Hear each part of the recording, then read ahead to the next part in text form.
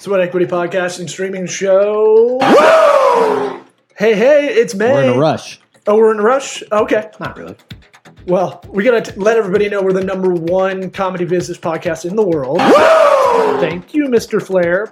And listen to us on iTunes, Apple Podcasts, Spotify. Anywhere podcasts are found, we're probably there. Our OnlyFans page got shut down for some reason. But I tried to get us on there. Too far. Well, look, we just meet people. We meet.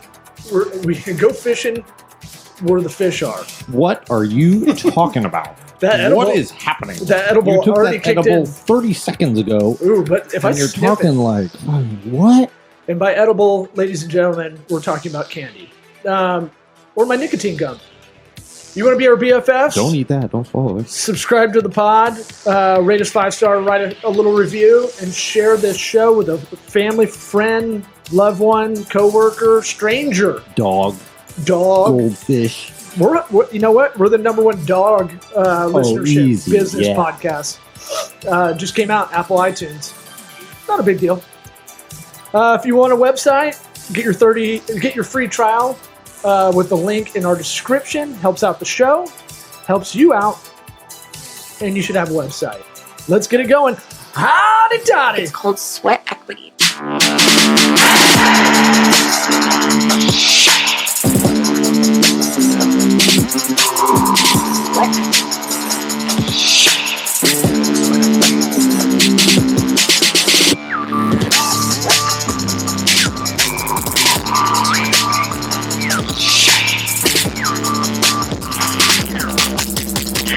Listening to the Sweat Equity Podcast. We're running. That's how we roll. We keep everybody efficient. Well, I mean, I didn't even get started yet. Oh shit! What is Chug it? it. What are you drinking? I didn't even get started yet. And after listening to some of your podcasts, this is LaFoik. After listening to some of your podcasts and watching some of your videos, I figured I couldn't go for a classy glass, so I got a special like moonshine style glass. Just for this show. Oh man! See, that's the marketing prowess. You're pushing the brand message of yourself. I like it. Know your audience. Why don't you let everybody know where to find you? What's the best? Any plugs? Who you are? Who are you? We let the guests do it because it's better than me stumbling through it. Even though I do know you. Well, yeah, I'd like to start out by saying when I was young, I was born. And then, my name is Brett Schklar, rhymes with scar. So people who know me are Schklar'd for life. Good way to remember it. I run an organization, an amazing group of people called Grow Powerful. We've assembled the greatest marketing and growth minds, and we deliver them to customers as fractional or interim or ICMOs. That's it. Yeah. We help companies grow. And I'm on the roster. Hopefully Eric might be in the mix as well. As you're adding more, it's an interest. I want to make sure we get this out of the way. Can you explain what a fractional CMO is, what the interim CMO? Yeah. So, basically, let me explain it this way. It sucks to be a chief marketing officer or a head of marketing in a company. You're crapped on all the time. If it's B2B, the salespeople are always trying to run that bus over you as many times as possible until your head squashes like vampire shows. So, and wait, there's more. A fractional chief marketing officer, a chief marketing officer has an average lifespan, and I know more about the B2B world than I know about the consumer world, but the average lifespan of a chief marketing officer is about 18 months. So it's kind of a temp job anyway, if you think about it.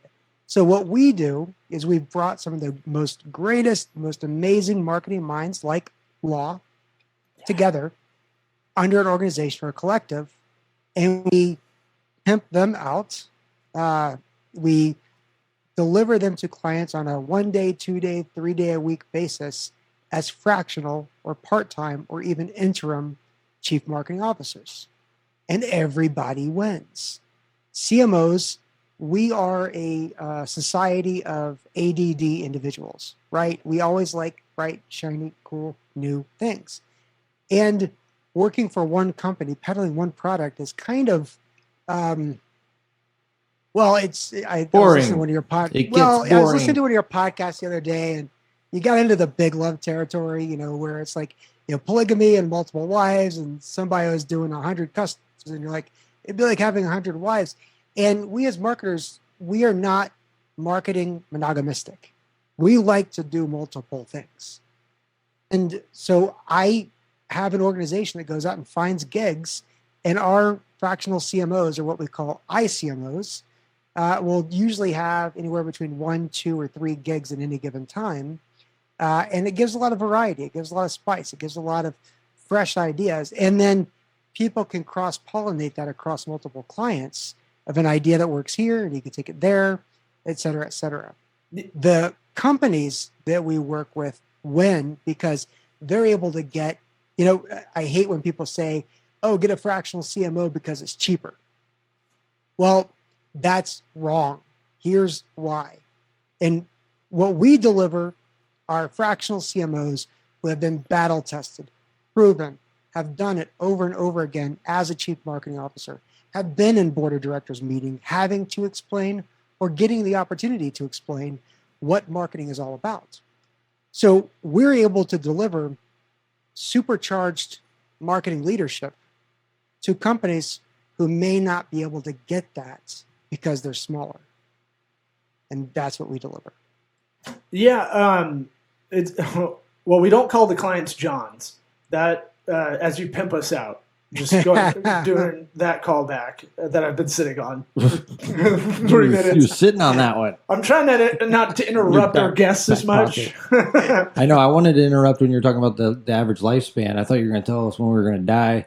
Yeah. And I was like, what is it, 55, 56? We're all gonna die. Turns out it's 18 months. Well, we've way outlived it. I went in-house a couple of years ago, and it was one of those things where, okay, let's get some stability, and we just get fired 4 straight times in a row, and you're like, all a year or less, and it was like they're all different reasons, and I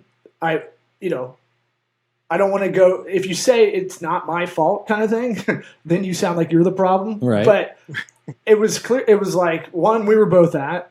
CEO got fired, and we were like, well, that's much bad news. We're gone. But another one never used me correctly at all. There's a myriad of reasons, but it's one of those things. Someone reminded me when I was feeling shitty about it. They're like, it's like radio. If you're a old school radio host, the more you got fired, the more you went up. And marketing is kind of the same thing. Like, build your rep. Jimmy Kimmel got fired from a Tampa radio station here where we're at, and I think he's doing all right. Okay. And so speak to if anybody listening that is interested in hitting you up as a fractional CMO, what it's about. I can tell you Brett does a good job of being very transparent. Here's the pipeline. Here's how many every week. And consistent. You talk about ADD with marketers, but here's the one thing. I think you can hone your ADD. Number one, we do like spinning plates. But number two, you got to hone other people's ADD because you're coming into a situation. It's always the rebound boyfriend situation. You're coming into a mess, right? You're coming into a home that has good broken bones. Home.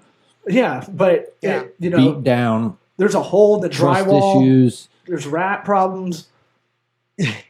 No, and there's an abusive partner, and the reality is that it's not you that's the problem, it's the partner that's the problem, and the partner of yours keeps saying, that's not the way my ex-girlfriend did it, or that's not the way my ex-boyfriend did it, and you go, well, that's why your ex-girlfriend, ex-boyfriend isn't there anymore, or marketing. Yeah. But people tend to repeat the same behaviors. We had, I want to go back to a couple of things, Law, that you said. One of them is, back to the idea of going in-house full-time as a chief marketing officer. I had an agency, a B2B technology marketing agency, which I grew for 13 years, sold it in end of 2018, early 2019, and it was a fun experience. It was a fun process. We had about 25 employees. We had about 230 different clients, and it was a great ride. After that, I decided, I don't want to have the responsibility of payroll, of finding the business, of doing all these things. So I decided to go in-house for a health tech company as a chief marketing officer.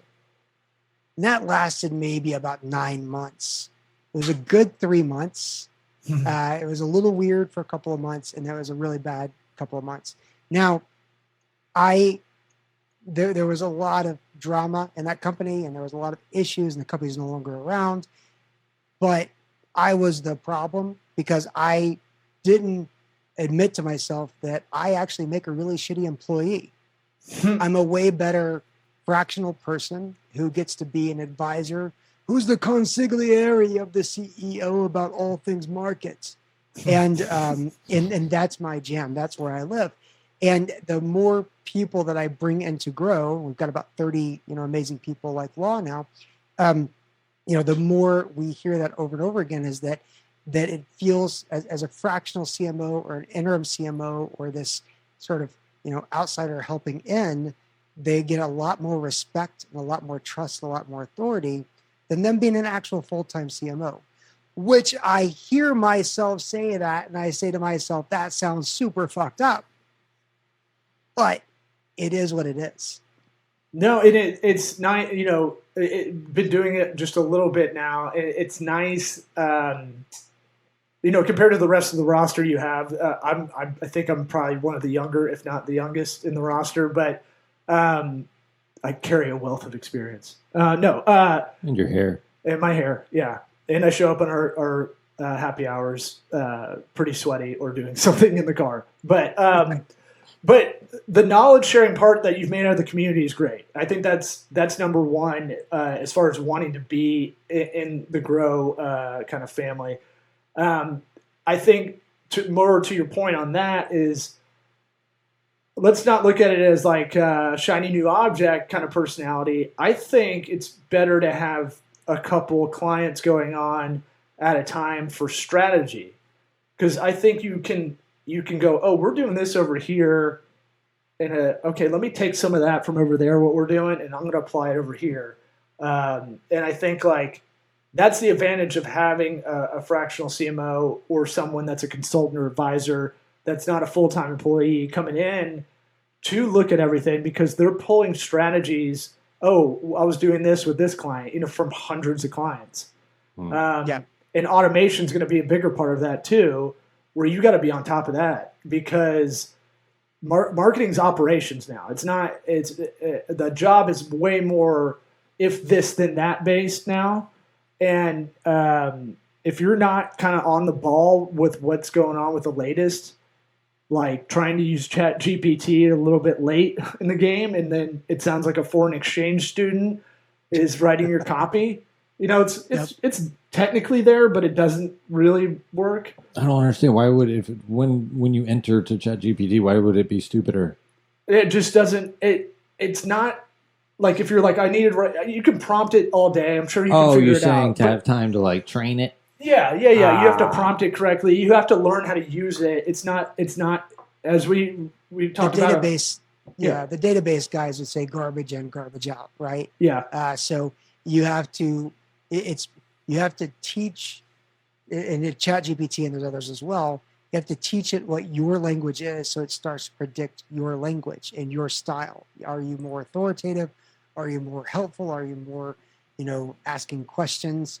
That kind of thing. But also, you have to be trained. Go look at there's hundreds of thousands of YouTube videos now that say, here's how to write your ChatGPT prompt. Right? So they explain how to write a ChatGPT prompt. So you're getting trained and the system is getting trained all at the same time. Yeah, Eric just dropped an infographic with a cheat sheet on it before we got on here a couple hours ago. Surprisingly complex. It's a lot. A lot going on that thing. It's like learning a TI-83. You could do some simple stuff on there, but if you want to do cosine, tangent, I love tangents. We failed to ask you a question. We ask everybody that they come on the first time. What do you mean we? You could have jumped in. You have a mic. I figure you're not a mute. You're not Cyrano. Fan of the question. I get it. I'm so loving boner that I make people lose track of whatever they got going on. But yes, we can backtrack. No, we were getting into it. It doesn't matter when we ask this. What advice would you give your 13-year-old self? Oh man, that's a great question. I love that. And my son, who's 18, we've gone through this conversation quite a bit. And, there's a saying, here's what I would say. And it's based on the saying, do what you love and you'll never work another day in your life. Right? I forgot who said that, but it's great wisdom. I would change that. And what I would tell my 13-year-old self is this: do what you love, not what you're expected to do. And that's what I've told my son. I grew up, there were expectations. I go through certain levels of school. I get a certain job. I get married. I have kids. Yada, yada, yada. And some of those things I really am glad I did. And other parts of that, I really wish I had somebody come to me and say, follow your passion. Don't do what people expect you to do. Yeah. I like that one. Yeah. It's one of those things. I was talking to someone this morning about raising kids, and it was like, why don't you have them in T-ball? Why don't you have your son in T-ball yet? And I'm like, he hasn't brought it up. I'm pushing him towards things he has an interest in. Like now, meaning like I'm not trying to put a circle peg, round hole, yeah, whatever. You can make either one. It could be a round. I'm no Confucius. Square hole. Who said that? Flip flop them if you like. Confucius might be credited for choose a job you love. You'll never work a day in your life. Really? Yep. But Ray Bradbury might also have it. This is why ChatGPT needs to exist to drill down on these things, because SEO is just garbage as well. Sounds like Confucius to me. Well, and so here lies another problem with marketing and ChatGPT and search. This is why Google is losing the game so quickly. You go to Google and you do a search. The first 4 things are sponsored, sponsored, sponsored, sponsored. And my number one mission on Google in the last year is go beyond the sponsored. Then there's like 2 answers that are not sponsored, and this sponsored. So now you got Bing coming into the game, using ChatGPT behind it, and they're rewiring it. And instead of going Google style, which is everything is an ad, unless it's, this tiny little slit that's not, get a conversation. And I think Bing has a chance to win the, that's been a long forgotten tool is now coming back because it's got ChatGPT as its search engine. Yeah, for the uninitiated. Speaking of tangents, no, for the finding quotes of authors. You're allowed to go on tangents. For the uninitiated, ChatGPT is owned by OpenAI, which got $1 billion investment from Microsoft. 10 bill. Excuse me. 10 bill. Yeah, that's billion with an N. Wouldn't that be crazy, man? Google go down. Well, that'd be, I hope it seems insurmountable. I've talked about it in a conspiracy theory way, but not so much like when 96% of organic search is through Google and YouTube. And they're they're definitely doing it on YouTube, kind of cracking down on what they think. It's really advertising. Everybody thinks they're just woke, but they might be. But they just want to appeal to advertisers. That's why they demonetize a lot of things. But it's so funny. I listen to all these comics podcasts, and they're all like, get demonetized because I'm not woke. And it's like, no. They want ad money. Right. They're not doing anything at you. They just are not paying attention to you because you're not doing what they want you to do. It's a balance. They want the ad money, but they don't want to alienate sponsors. And so there is a careful balance there. Yeah, but I mean, it's got to make revenue. And people go, well, what is this, like TV? And you're like, yeah, it's a little bit more lenient than network TV was, but same things. The reason they didn't cuss wasn't an FCC because we wanted to as a nation. It was the thing because advertisers, more than anything. Then the FCC rule came in. Anyway. Yep. And the other part with ChatGPT, I always have to remind people, it only goes to 2021 on the info. I think that's the free version. The paid version has actually gone up to... we talk to the poorers out there. Oh. Yeah. Cool. Okay. Yeah, if you do the... I want to hear about the paid version, though. Yeah, tell. What does it do? The only thing that I've seen it do is that, number one, you don't have a limit to what you can, how many searches you can do or how many prompts you can do. And number two is you don't have to wait for it to be available, which for a while it was kind of impossible to get in when other people were in. So the paid version just gives you access to, I think, those two things. And I'm not really sure what else. Oh, man. What if it was something crazy like it's the real one? Well, yesterday, you gotta pay for the real one. Yesterday, we were all kinds of secret shit. Yesterday, we were on one of those huddles with everybody on the rosters. Good showing on a Monday afternoon, and we were talking about how do you talk to CEOs. I found this really interesting, and I think it was in a lift in my when I was telling Eric. I'll hop in these huddles. I'll say one thing, and then it's an aggregate of everything I've been thinking, and then bounce. But it's one of those things where we're talking about how do you talk to CEOs. It was really the crux of it, and then it kind of peeled off into a lot of different exits. But one thing, I guess, did we come to a conclusion? I mean, it's one of those things. I think it's style. I think it's write them a little note. I think it's more psychology. I believe most CEOs don't really have a love for marketing, and if they did, you wouldn't probably be sitting there.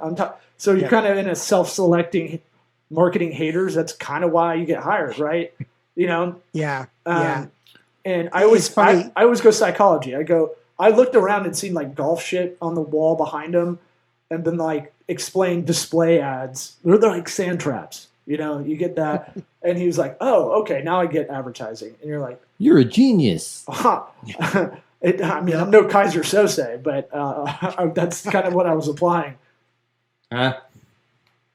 Kaiser Sose? Yep, I was definitely paying attention. Go ahead. What were you saying? Well, it's interesting. I was actually on a call the other day with a client, and it's a healthcare technology company. Again, that and internet security sort of is my areas of expertise in marketing. And I was talking to the whole company, and we were talking about this new campaign we were getting ready to roll out. And one of the chief medical officers, the other CMO, wrote up this really detailed thing. And I said, that's great, but we need to dumb it down to where a CEO can understand it. And the CEO who was on the call of the company, he's like, wait, whoa, chill out. What do you mean? No, listen. Yeah, exactly. He was like taking offense. He was like, all butthurt or whatever. And I said, look, you have 40 things going on. Marketing is one of 20 things, and this campaign is one of 40, 50, 60 things. So if we're not short, sweet, to the point, and simple, we're losing you. And he's like, I guess I get that. I was like, okay, well, that's I am important. Yeah, you got a backhanded compliment. Yeah. You're like, instead of saying you're right, but I am a real CEO. Yeah, but do have a lot going on. He got it after he got so offended by my comment, and I think other people got it. But it's the idea that it's not that you have to dumb it down to CEO level, but you have to make it very simple, very bite-sized for a CEO to get it, and that's something that we as marketers tend to fail at, which is speaking about marketing in the CEO language, not in marketing language. Yeah. So, and then what happens is as marketers, we start to think in terms of financial ROI, what's the cost of ownership, what's the X, what's the multiples on the spend that we're going to get. And that's good, but that's talking CFO. Talking PEO and talking investors is what's our growth trajectory going to look like? What is our total customer, customer lifetime value going to look like? These are things that the CEO focuses on. These are terms.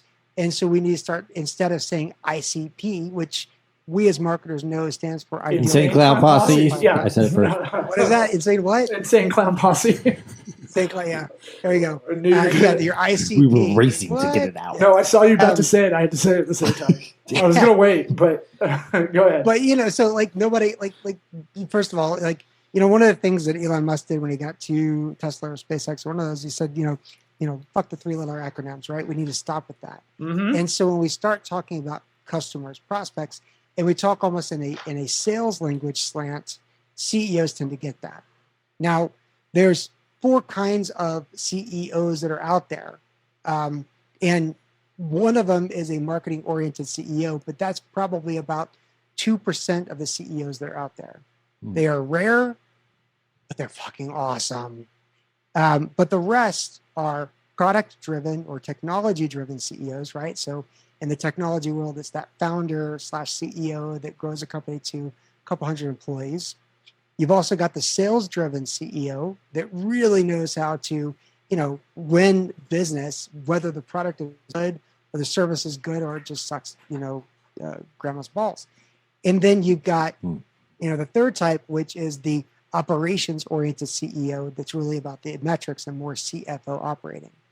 And so one of the things that I'm putting together and working on to share with, the collective, with the team, that Law's talking about, that is, how do we identify the type of CEO, and then how do we create a language that CEO understands based on where they came from? Because we all want the CEO that's marketing, but like I said, it's only 2% of CEOs rise up through the marketing ranks. And how do you do it without them finding out you're doing it? Crystal Chrome extension for like LinkedIn, some kind of like facial scanner. Real quick. Exactly. Crystal knows. It's exactly. Like, how do you get it to work like you did with a kid that's like 6 years old or less, that you can jujitsu them pretty easily, versus when the kid gets older? It's a good question. It's not about what you're trying to do to them. It's about relating to them and connecting to them and understanding their love language, right? What is their language? What is the way they think, the way that they speak? Because we as marketers aren't great at, we know how to do the profile, the personas, or the insane clown posses. We also know how to, write things up that are going to really make an impact and create campaigns and build demand gen programs. But we're not, except for a small few of us, very good at getting by and explaining it to a CEO in their language, and then also, in a lot of cases, taking it to the board level and talking to the board of directors, which is a whole different language. There, you're talking to a kindergartner. You're talking to someone that needs, less than 5 words per sentence, not because they're dumb, they're usually incredibly smart, but their focus on the company is minuscule versus their focus on all these other things. What do you do when the CEO's a bit pee-whipped and getting ideas from the missus? God, because this happens more than you would imagine. Yeah. Do you have a story that you? I have kind of a overall amalgam kind of story. They'll come to you and tell you, "Hey, we need to have a presence on Facebook or something," and you're like, "Okay." And in my head, I go, "Okay, you think that because I know you don't have an account, because I'll look up the CEOs, going to want to see what they're about if I'm working for them." You got to. It's just like you were talking about. You got to know how to communicate. If they love Yeti coolers, we're going to talk Yeti coolers. Talk to them like a Yeti. Yeah. But finding that common ground. Just do a little stalking after I do the Bumble girl stalking. My match is on there. That's social selling, right? I mean, that's. My wife told. The whole thing is like they're telling you about Facebook. You need to have a presence there, and you're like, "That's not. You're a B2B product. I don't think this is a good platform," and it skews older. Although it does secretly have a lot of younger people on there because it's the pass-through for Instagram. But you don't go on there as a CEO. You're not going on there. So who's telling you this? Because it ain't going to be your kids. Because Facebook to kids right now is like hooking up with a fugly it's like the retirement chick. Home of social media. No, it's like hooking up with an Uggo. Everybody's done it, but no one's going to brag about it. No one's going to talk about it. So kids are not like Yeah, my Facebook is all, check this out. They brag about TikTok and Instagram. So it's usually the wife feeding this idea that we need to do this without any kind of research or thinking at all. But they use it. They're the end user of it for other things. Yeah, and I get that a lot. And maybe not in the exact way that we're talking about it here, but what I get is this. I'll give an example, working with a client and building a sales presentation. And they're going from a very factual, features-based presentation to try to turn it into a story, right? Storytelling presentation to really get people engaged. And been working with the CEO, been working with the CRO, the Chief Revenue Officer. I've been working with a couple other people, some salespeople, really working and honing it and getting, great buy-in. And then a couple of days later, we're getting ready to send it off to the designers, and the CEO goes, I presented it to my wife the other night. Oh, God. And I'm sure it did it with the gusto that right. And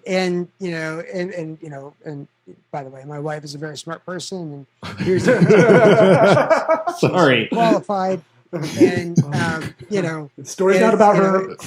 Not her. Okay. It's an enterprise sales company, and therefore, is your wife involved in enterprise sales? No. She's, but she really knows how to run the house really well. So it's it's kind of things where it's other parties are involved. And I think it's not just about a spouse, a wife or a husband of a CEO that has this great idea. I think it's trust. Left field. I think that's one of the things we have to build that. You said trust. I think it's a circle of trust. And I've learned over the years that what I have to do is establish who's inside the circle and who's outside the circle of trust, Fokker, right? Mm-hmm. And if we agree on who's inside the circle of trust, then anybody outside the circle of trust, their opinion, although interesting, is irrelevant. Right. Yeah. And I am... And I try to use that line as often as possible when people are outside the circle of trust. And, sometimes it's offensive, and that's okay. I don't mind being offensive. And sometimes it's oh, yeah, you know what, you're right. That is not somebody that we agreed as a part of this, plan, this story building, this strategy, all of this stuff. It's real offensive when you get the chalk out and you draw the circle around you and then you exclude certain people. That's that's aggressive, unnecessary, I think. But that's me. We would call that aggressive, passive aggressive. Right. Aggressive. When they come to you with a bad idea, just a horrendous garbage dumpster fire, like a seafood restaurant dumpster fire, real stinky. How do you handle that? Because you have to kind of turn into your own PR person in a way. Yeah. You got to spin this in okay. I stopped trying to placate and just get closer to being honest. I don't think that's going to work. On the spectrum. That's fine. I mean, you're going to get there anyway. I don't want to waste anybody's time. That's how I go about it. Yeah. And I'll tell them that. But I'll be I don't think this is a good idea. And that's kind of why you pay me. Because otherwise you would just carry out a lot of this stuff. Then you do it. Yeah.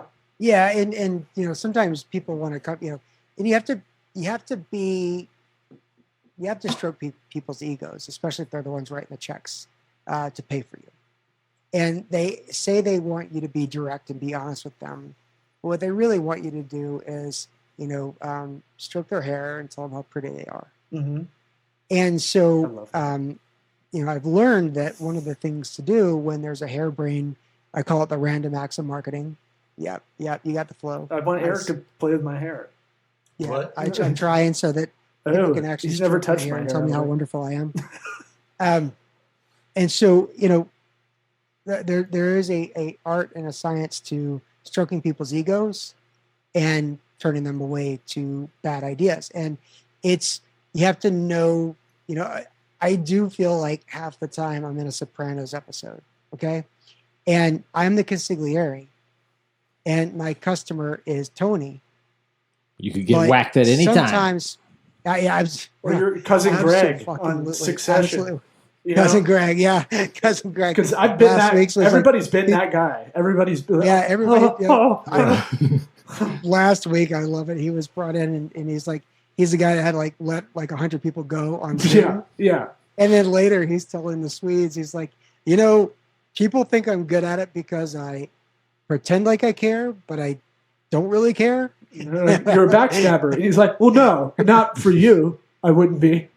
So I would say maybe less Cousin Greg, because Cousin Greg does not exude authority, but more like, Pussy or some of the guys in The Sopranos, where I always feel like I'm in a bit of a Sopranos episode. And you've got Tony that always has a great idea. You got Carmela, right? It's either bringing in some ideas or bringing in some rage, and either one could be a very powerful tool to train Tony, the CEO. But then you've also got your allies. And sometimes your allies, your enemies, and sometimes your enemies, your allies within the same family. And so when I hear an idea, I don't deflect it. I don't turn it away. I say, that's interesting. I wonder if we should go talk to so-and-so, who would probably say that's a dumb fucking idea. And usually this is where a chief revenue officer can come into play, or a VP of marketing, VP of sales, that could be your ally, or a CFO, or whoever the technology leader is. And then there's some jujitsu behind it, which is how do you frame the question of getting people's opinion? And so therefore you don't look like the asshole, you look like the fact finder. Yeah. You do like a special sign, be like, just, if I stroke my nose, that's a no. I do not like it. Am I running home? What is it? What's wrong with your nose? What's wrong with your nose? We'll have to have you back on. We try to keep these to about 33 minutes because we heard that's the optimal business podcast time.